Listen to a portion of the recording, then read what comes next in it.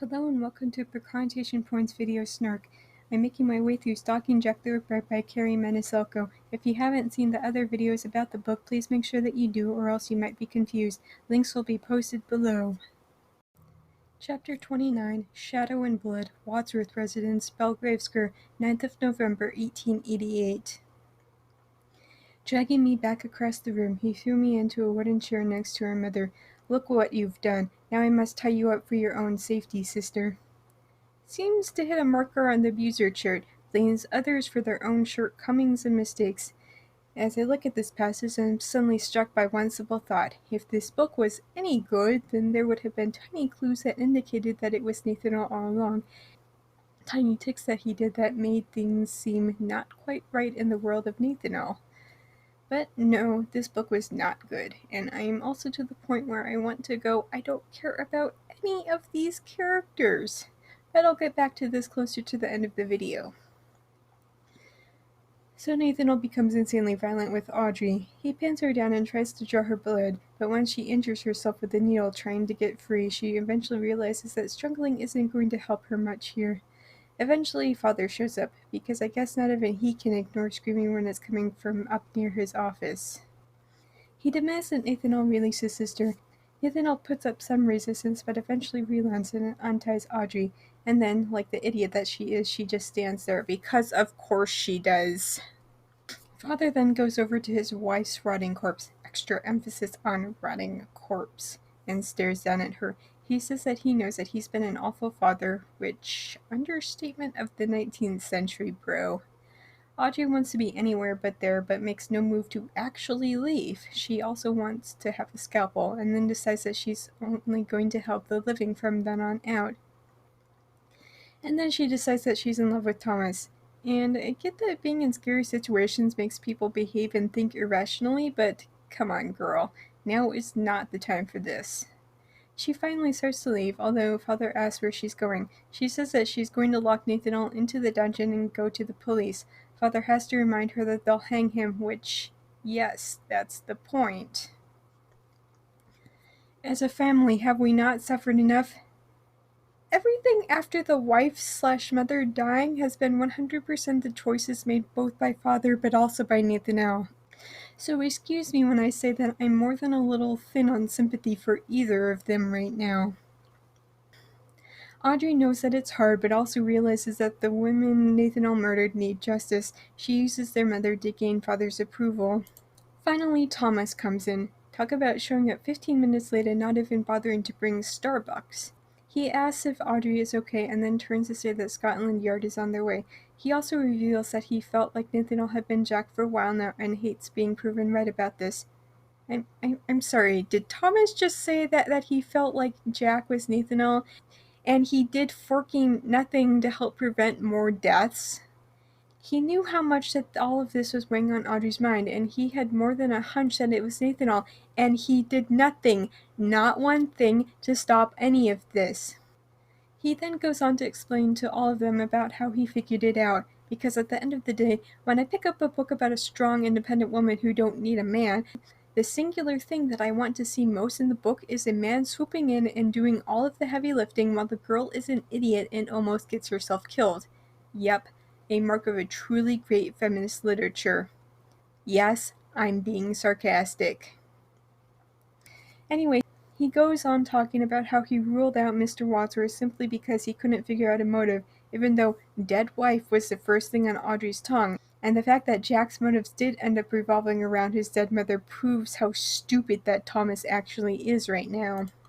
He eventually says that at one of the crime scenes there were blood spatters that clearly did not belong to the victim, which led Thomas to the conclusion that Jack must have hurt himself. Thomas recreated the injuries on himself. Although this doesn't prove anything, because Thomas never actually said anything about finding the matching injuries on Nathaniel. So I'm so confused and lost with this. Thomas says that Scotland Yard coming to the house isn't a bluff, but then he offers Nathaniel a way out, which, why would you do that? Nathaniel seems to take a moment to think about. He warns Audrey not to stop him, although Father chides him for that. Nathaniel then goes over to the switch to continue his experiments. Apparently, this is the hill that he's choosing to die upon, but he does it wrong intentionally, and when he puts the metal syringe inside of the corpse of their mother, he's delivered an immense electrical shock. Thomas has to physically restrain Audrey so that she doesn't end up killing herself in her stupidity over her brother's suicide. And because I feel like I need to say it, the mother's body twitches because of the extreme electrical currents that were run through it, but then it goes still, because that business about Frankenstein creating his monster, it's still fiction. Audrey at first is in denial that killed her brother, but when he continues to fail to move, she finally starts screaming and crying. Chapter 30, Death to Life, Dr. Jonathan Wadsworth's Laboratory, Highgate, 23rd of November, 1888. Some time has passed since Nathaniel's suicide. Audrey buries herself in her studies, which Uncle seems to understand on some baser level. In the meantime, Thomas has been reading Nathaniel's journals. He's hoping that despite the unusual cruelty of what Nathaniel did, that his notes might help them advance in the medical field. After a while, a maid comes in to say that Audrey's dad is there to see Audrey. Uncle snaps at the poor woman that his brother will either have to wait or come down to the lab since they're wrist deep in a skull. Audrey knows that he's probably there to yell at her some more. Apparently the death of his only son isn't enough to stop him from being an awful father to Audrey, at least not in her mind. Thomas offers to go up and talk to her father, but he makes it seem less like calming the beast like Audrey was going to do, and more like he just wants to get closer to who he hopes will be his future father-in-law. Ugh. He also hints that they will likely be engaged to be married before the night is over because this book is about as subtle as a hubble in a china shop. Audrey goes upstairs to her father. She then gives a brief speech about science and how maybe Nathaniel would still be alive, which I get that is the Grief and Survivors Guild talking, but Audrey could have been the proper lady like Aunt Amelia wanted her to be, and all of this would still be happening. Have I been so cruel that you fear me? If you have to ask, then the answer is always going to be yes. He then goes on to say that he spoke with his brother earlier that week, and he's going to send Audrey to a medical school in Romania. Oh no, does this mean that the other two books in the series are actually connected? And Thomas is going too, because of course he is. And on that note, the book finally comes to a close. So, final thoughts time. Overall, I didn't exactly hate this book. I mean, as far as books that I've snarked, this one ranks somewhere in the middle. It's not a steaming pile of poop like 50 Shades, The Plan, or All Souls Trilogy, but it also wasn't nearly half as fun to read as something like Vampire Academy or the first couple goddess summoning books were. All in all, I felt like this book was kind of a chore to read. The endless descriptions bogged it down, and at some point I started doing more skimming and less actual reading, which is never a good sign for anything that I'm reading. I just kind of wanted the book to get to the actual point. And I also found it kind of hard to care for any of the characters after a point, especially Audrey, who dithered around turning in her father for so long that half of these deaths should probably be on her hands. Yes, I know that Nathaniel did it, but if Audrey had acted on her hunch earlier instead of sitting around and debating if the life of her father was worth that of 12 prostitutes. I complained about it a lot throughout the videos, but the narration and overall plot were just completely and utterly bogged down by the most absurd descriptions of things that nobody actually cares about and that even the reader knows is never going to become relevant again. There's a time and place to describe things, but I think that the author must have skipped those lessons.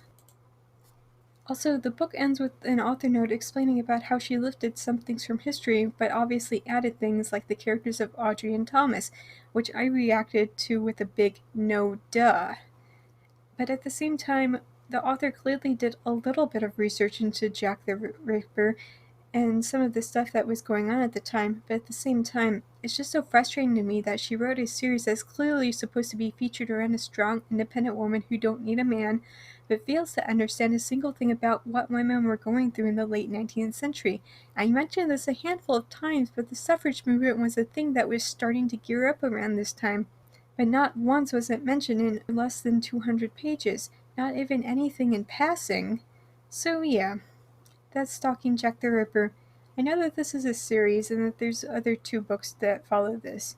I was certain that they were going to be unrelated, but along the same lines as this one, until I got to the last page when the father told Audrey that he was sending her to Romania, and now I'm certain that we're going to be subjected to more Audrey and Thomas with the rest. But when I went to find a new book to Snark for YouTube and eventually settled on this one, I already knew that before I started reading it that I was only just going to do the first book in the series for YouTube, because this weekly format just takes way too long to complete. As a compromise, I'm instead going to put up Hunting Prince Dracula and Escaping from Houdini Book Snark on Patreon, so hit that link in the description below and pledge just $1 a month and you can read my thoughts on the rest of the series as well as a whole lot of other content. And finally, without further ado, the next book that I'm going to be starting, Born at Midnight by C.C. Hunter. Oh look! I finally found a book by somebody whose name that I can pronounce. That was not a criteria for finding the next book, but I'll still take it anyway. See you next week, guys.